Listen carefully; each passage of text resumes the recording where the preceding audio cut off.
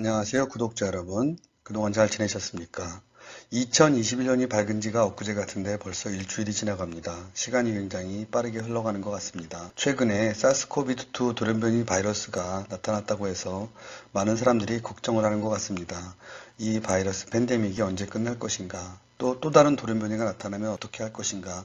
이런 많은 걱정들로 하루하루 지새는 밤이 점점 더 길어지는 것 같습니다. 오늘은 저희가 공부하고 있는 ABP300 항체 치료제가 영국발 또는 남아공발 돌연변이 바이러스에 효과가 있을 것인지, 또 앞으로 발생할 수 있는 새로운 돌연변이에도 이 항체 치료제가 사용 가능한 것인지에 대한 질문을 놓고 제가 그동안 수집하고 연구했던 정보와 모든 그런 내용들을 여러분들과 함께 공유하고자 합니다. 네, 제가 오늘 여러분들하고 나눌 이야기를 총 5개의 챕터로 구성해 보았는데요. 먼저 코로나 바이러스가 우리 인체의 그 숙주세포에 어떻게 결합하는지를 알기 위해서 인체의 면역 기능에 대해서 간단히 살펴보고요. 두 번째는 이런 코로나 바이러스와 숙주세포의 안지오텐션 전환 요소가 갖는 구조 및 특징을 좀 보도록 하겠습니다. 세 번째는 영국이나 남아공으로부터 전파되고 있는 돌연변이 바이러스에 대한 특징을 좀 살펴보고요. 또 앞으로 출현할 사스코비드2 돌연변이 바이러스는 또 어떤 것들이 있는지 알아보도록 하겠습니다. 마지막으로 저희 공부하고 있는 LBP300은 이러한 돌연변이, 지금까지 나타났던 돌연변이, 또 앞으로 나타날 돌연변이에 어떻게 효과적으로 사용될 수 있는지, 그러한 이유는 무엇이고 또 그렇다고 예상하는 이유는 무엇인지, 이런 것들에 대해서 말씀을 드리도록 하겠습니다. 네, 첫 번째로 우리 인체 면역 기능을 좀 살펴보도록 하겠습니다. 사실 우리 몸은 선천적 면역과 후천적 면역으로 나눠져 있는데요. 외부에서 어떤 공격 물질이 들어오거나, 예를 들면 어떤 화학 물질이나 아니면 박테리아 또는 바이러스, 이런 것들이 몸에 침입하게 되면 우리 몸이 갖고 있는 그 선천적 면역 기능이 비특이적 면역 기능이죠. 어떤 물질인지 관계없이 마구 파괴하는 그런 선천 면역 기능이 있습니다. 보통 혈액 내 백혈구 중에서 호중구, 산구, 보채 이런 애들이 이제 작용을 하게 되고요. 반면에 후천적 면역 기능은 외부 특이적 그 항원을 특이적으로 선택적으로 인식을 하고 그 특이적으로 항원만 제거하는 그런 후천적 면역 기능을 가지고 있습니다. 그래서 우리 몸이 외부의 바이러스로부터 또는 적으로부터 우리 몸을 보호하게 됩니다. 그래서 인간이란 종은 지금까지 잘 살고 있는 걸로 이렇게 생각이 됩니다. 좌측 상단의 그림을 보시면 이렇게 붉은색으로 염색된 것이 저희 백혈구 중에 임파구라고 부르는 겁니다. 임파구는 여러 가지의 형태로 사실 후천적 면역 기능을 담당하는 주 세포인데요. 여러 가지 그 세포로 분할을 하게 됩니다. 이 좌측 그림에서 보시는 것처럼 항원이 임파구를 만나면 먼저 그 헬퍼 T셀이라고 하는 걸로 분화가 되고요. 이런 헬퍼 T셀이 하는 역할이 굉장히 많은데, 헬퍼 T셀은 항체 치료제로 만드는 이 항체를 만들어내는 그 B셀에게 항체를 만들어라 이렇게 신호를 주기도 하고요. 또는 그 마크로파제라 그래서 그 외부의 공격 물질들을 먹어버리는 거죠. 그래서 대식세포라고도 하는데요. 이런 마크로파제를 만들어내기도 하고요. 또는 독성 물질을 분비하는 킬러 T셀 등을 만들어내라고 이렇게 명령을 내리게 됩니다. 결과적으로 우리가 지금 그 코로나 바이러스에 대항해서 만들고 있는 이 항체라는 것, ABP300은 이 B셀이 만들어낸 이 안티바디를 실험실상에서 모방해서 우리 몸에 주입함으로써 바이러스가 들어왔을 때 싸울 수 있는 무기를 제공해주는 그런 역할을 하는 것입니다. 네, 지피지기면 백전백승이라고 했던가요? 저희 공부하고 있는 ABP300 항체 치료제가 어떻게 사스 코로나 바이러스에 대항해서 싸우는지를 알려면 우리가 사스 코로나 바이러스가 우리 몸을 어떻게 공격하는지를 알 필요가 있을 것 같아서 간단하게 설명을 해보도록 하겠습니다. 좌측 상단에 보시면 그 세포에 침입하려고 하는 코로나 바이러스의 모습을 전자현미경으로 촬영한 것입니다. 좌측에 이렇게 구형 입자로 파랗게 보이는 작은 입자들이 바로 코로나 바이러스고요. 또 가운데 큰 그 구형의 그 럭비공처럼 생긴 이 물질은 숙주세포가 되겠습니다. 그래서 이 코로나 바이러스가 혼자 이런 숙주세포 안으로 침입하지 못하면 얘는 살아남을 수가 없고요. 이 숙주세포 안으로 침입해서 복제하고 증식해서 나와야지만 얘들은 계속 생명을 이어갈 수가 있습니다. 그런데 이런 그 기전을 왜 알아야 되냐면 사실 ABP300이나 아니면 릴라이릴리, 리제네론 같은 회사에서 만들고 있는 이 항체라는 것이 실제로 이걸 침입하는 데 필요한 S단백질에 결합함으로써 침입을 아예 못하게 이렇게 막아주는 기전으로 되어 있거든요. 그러니까 만약에 돌연변이가 일어난다면 이 S단백질의 어떤 부분이 변화가 생겨서 기존에 만들었던 어떤 항체가 원래 이 부분을 이제 블러킹 해가지고 얘네들이 실제로 숙주세포에 달라붙지 못하게 해야 되는데 이 부분에 변이가 일어나면 기존에 우리가 개발하고 받아놨던 그런 항체들이 무용지물이 되는 그런 상황이 되기 때문에 굉장히 중요한 그 부분이라고 생각할 수가 있습니다. 사스 코로나 바이러스 형태 및 특이적인 S단백질에 대해 설명을 해보도록 하겠습니다.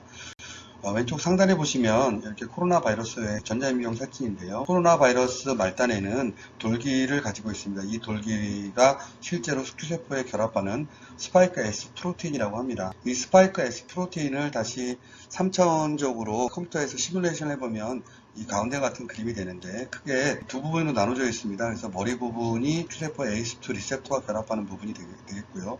아랫부분은 숙주세포의 막 쪽으로 침투에 들어가는 그런 역할을 하게 됩니다. 그래서 이렇게 오른쪽 그림처럼 단순화시켜서 보게 되면 상부를 우리가 S1 구역이라고 하고요. 하부를 S2 구역이라고 합니다. 실질적으로 코로나 바이러스의 변이는 이러한 그 S 단백질 내에서 이루어지고 있고요. 이 3차원 그림에서 보시는 것처럼 굉장히 서로 다른 그 분자로 이루어졌기 때문에 어떤 부분에서 변이가 일어나냐에 따라서 현재 그 출시되고 있는 또 개발되고 있는 그런 항체들이 사용이 가능할 수도 있고 사용이 불가능할 수도 있고 그런 문제가 됩니다. 특히 그 지금까지는 다행히도 이 결합부에서의 그 변이가 많이 발견되고 있지 않기 때문에 언론 보도에서는 현재 개발돼서 시판되고 있는 그런 여러 가지 항체 치료제나 어떤 치료제들이 사용 가능할 것 같다 이렇게 얘기하는 것으로 이해를 하고 있습니다. 네, 스파이크 그 프로틴을 좀 더 유전적으로 자세히 분석해 보면 또 굉장히 복잡한 그런 구역으로 다시 나눠질 수 있고요. 지금 저희가 말씀드리는 그 S1, S2, TM, IC, 그 안에서 다시 RBD, 그 다음에 뭐 HR1, HR2, 여러 가지 그 분자 구조 안에서 지금 뮤테이션들이 일어나기 때문에 이런 부분들을 알아봐야지만 앞으로 어떤 그 변이가 일어날 수 있을지 알 수 있을 것 같습니다. 네, 아까 전 슬라이드에서 말씀드린 것처럼 바이러스는 스파이크 S 프로틴이 숙주세포에 있는 ACE2라는 리셉터에 이렇게 바인딩을 함으로써 숙주세포 속으로 들어갈 수 있는 첫 번째 이제 단계를 마련하게 되는데요. 전 슬라이드에서 말씀드린 것처럼 이 S 프로틴 내에 어떤 분자에서 변이가 일어나는지가 굉장히 중요하다고 말씀을 드렸습니다. 그래서 현재까지 연구자들이 밝힌 그런 것들을 보면 코드가 이제 굉장히 많이 나오죠. 그래서 머리부 상단에 그 RBD 영역에서는 아직까지 이제 변이가 크게 발견되지는 않고 있지만 그 나머지 부분에서는 이제 많은 변이가 일어났다고 밝혀지고 있고요. 최근 그 영국이나 남아공에서부터 유래됐다는 그런 변이는 그 코드가 G614G라고 하는데요. 우한 바이러스의 코드는 D614G였습니다. 그래서 D가 G로 변이됐다 이렇게 보시면 되겠습니다. 근데 그 부위가 굉장히 중요한데 그 부위가 보시는 것처럼 S1 지역과 S2 지역의 결합부에서 일어났다는 거죠. 이 상단에 RBD나 NTD 쪽이 실제로 요 ACE2와 결합하는 부위가 되고요. 결합을 하고 나게 되면 세린이라는 효소에 의해서 이 부분이 절단이 되고요. 여기가 똑 떨어져 나가고 난 다음에 여기 돌기가 실제로 숙주세포를 파고 들어가서 이 바이러스가 세포 안으로 들어가게 되는 거죠. 그러니까 현재 우리가 그 개발해 놨던 그런 항체들은 실제로 결합을 이 상단에 하게 되기 때문에 다행히도 변이가 이 부분에서만 일어났기 때문에 현재 개발된 항체가 아직은 사용할 수 있다. 변이된 바이러스에도 효과가 나타난다. 이렇게 말을 하고 있는 것입니다. 그런데 문제는 만약에 이제 바이러스가 계속 변이를 하게 될 것이고요. 이 바이러스의 변이의 위치가 지금 RBD 영역에서 일어난다면 이 기존에 개발을 했던 항체가 이 RBD 영역과 결합해서 바이러스를 블로킹함으로써 이 바이러스가 숙주세포에 들어가지 못하게 하는 건데요. 이 부분이 변하게 되면 여기에 딱 맞춰놨던 이 기존에 개발했던 항체는 이제 무용지물이 되는 거죠. 네, 그림에서 보시는 것처럼 우리가 이제 이렇게 딱 만들어 놨던 이런 항체들이 바이러스의 말단에 있는 스파이크 프로틴에 이제 결합을 해서 블로킹을 해야 되는데 못하고 이렇게 떠돌아다니게 되면 굉장히 심각한 상황이 되는 겁니다. 네, 원래 우리가 만드는 그 항체 치료제는 그 그림에서 보시는 것처럼 이 항체가 스파이크 S 프로틴에 다 달라붙어서 여기를 전부 다 블로킹 해버리면 이 바이러스는 이 숙주세포에 여기에 달라붙을 수 있는 사이트가 없기 때문에 스스로 이제 파괴되면서 우리가 바이러스를 이기게 되는 거죠. 네, 그래서 제가 WHO에서 말하고 있는 변이된 바이러스를 좀 찾아봤는데, 보시는 것처럼 미국에서는 V483A, G476S가 가장 많이 발견되고 있고요. 홍콩이나 중국, 그다음 프랑스, 네덜란드에서는 V367F가 가장 많이 발견되고 있다고 합니다.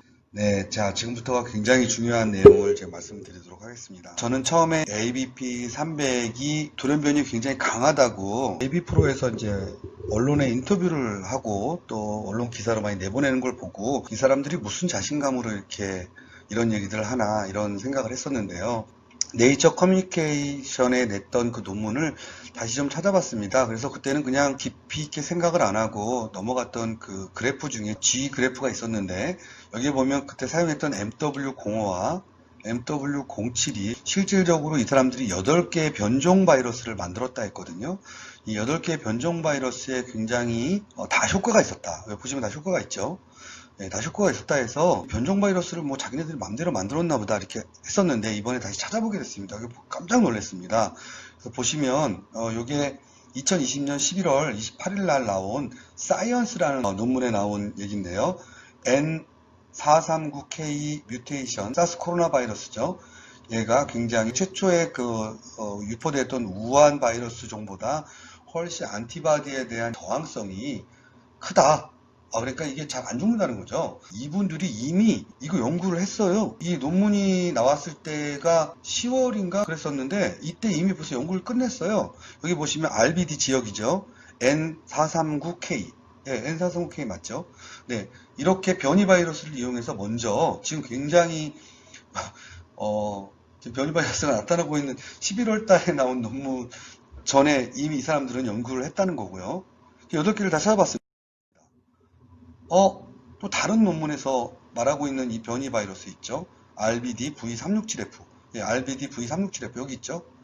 네, 이것도 이미 실험을 했고요.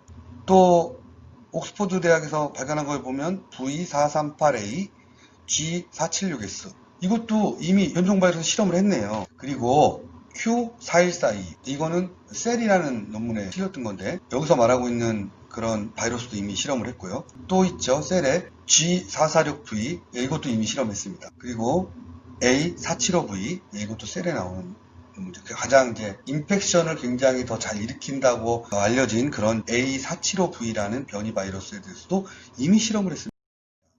그리고 이제 뭐 하나는 A520S는 뭐 앞으로 나올 거라고 예상이 되는 변이 바이러스인지 잘 검색이 안 되더라고요. 어쨌거나 이렇게 특히 제가 아까 말씀드린 것처럼 앞으로 이제 굉장히 걱정이 되는 부위가 머리 부위에 있는 그 RBD 부위라고 했잖아요. 여기서 변이가 일어나면 기존의 항체들이 거의 쓸모가 없어지게 되거든요. 근데 이분들은 이 RBD 쪽에서 일어나는 변이들에 대해서 벌써 연구를 다 했고 전부 다 효과 있었다. 전부 다 효과 있죠. 전부 효과가 있는 걸로 이렇게 나타나는 그런 연구를 이미 했다는 거죠. 굉장합니다.